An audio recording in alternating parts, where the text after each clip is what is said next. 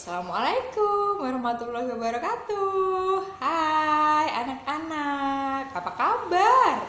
Baik-baik kan? Semua pasti sehat. Dan jangan lupa untuk selalu mematuhi protokol kesehatan. Nah, kali ini kita akan mempelajari tentang tema 8 ya.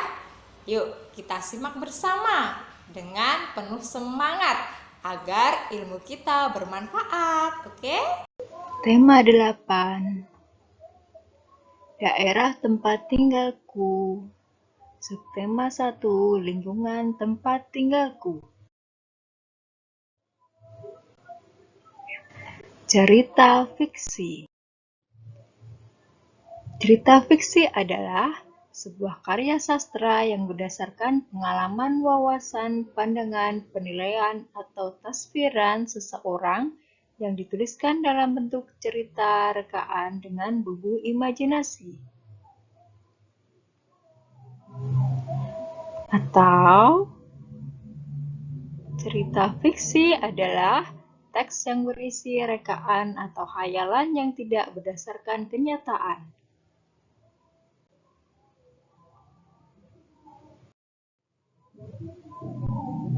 Nah, unsur-unsur dari teks fiksi ada tokoh, tema, alur, latar, dan amanat.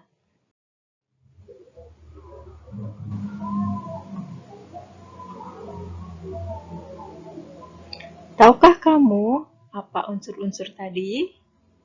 Ya, untuk tokoh adalah pelaku cerita atau sesuatu yang mengalami peristiwa di dalam suatu cerita. Tema itu adalah dasar cerita atau sesuatu yang menjadi pokok terbentuknya suatu cerita. Sedangkan alur itu adalah rangkaian peristiwa atau kejadian yang terdapat dalam suatu cerita. Dan latar sendiri itu adalah keterangan yang menjelaskan keadaan dalam suatu cerita. Selain itu, latar dalam teks fiksi terbagi menjadi 3, yaitu latar tempat, latar waktu, dan latar suasana. Untuk amanat sendiri, itu adalah pesan yang terkandung dalam sebuah cerita.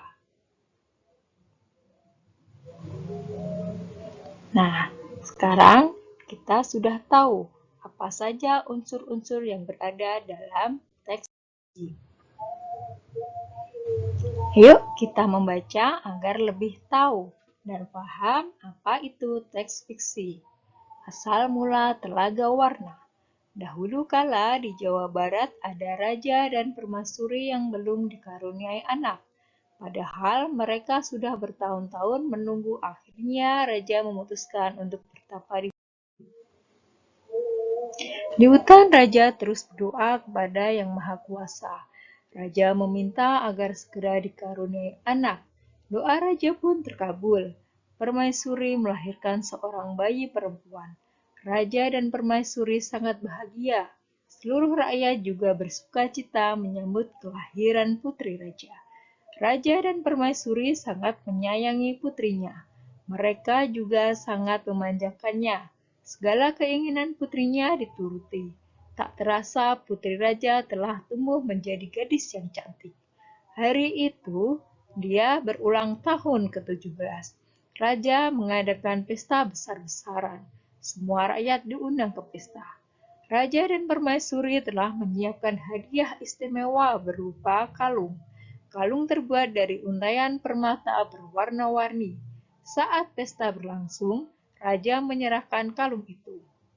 Kalung ini hadiah dari kami. Lihat, indah sekali bukan? Kau pasti menyukainya, kata raja. Raja bersiap mengalungkan kalung itu ke leher putrinya. Sungguh di luar dugaan, putri menolak mengenakan kalung itu. Aku tak suka kalung ini, ayah, tolak putri dengan kasar. Raja dan permaisuri terkejut. Kemudian permaisuri berusaha membujuk putrinya dengan lembut. Permaisuri mendekat dan hendak memakaikan kalung itu ke leher putrinya. Aku tidak mau. Aku tidak suka kalung itu. Kalung itu jelek, teriak putri sambil menepis tangan permaisuri. Tanpa sengaja, kalung itu terjatuh. Permata-permatanya tercerai-berai di lantai. Permaisuri sangat sedih. Permaisuri terduduk dan menangis. Tangisan Permaisuri menyayat hati. Seluruh rakyat yang hadir turut menangis. Mereka sedih melihat tingkah laku putri yang mereka sayangi. Tidak disangka, air mata yang tumpah ke lantai berubah menjadi aliran air. Aliran air menghanyutkan permata-permata yang berserakan. Air tersebut mengalir keluar istana dan membentuk danau. Anehnya, air danau berwarna-warni seperti warna-warna permata kalung putri. Kini danau itu dikenal dengan nama Terwarna. Ayo berlatih. Carilah informasi dalam teks bacaan yang telah kalian baca. Serta apa saja unsur-unsur cerita yang terkandung dalam teks cerita di atas. Ya, demikianlah pembelajaran yang kita sampaikan hari ini. Terima kasih. Nah, itu tadi pembelajaran tema 8 ya. Jangan pernah malas-malas untuk belajar. Selalu ingat itu pesan dari ibu guru ya.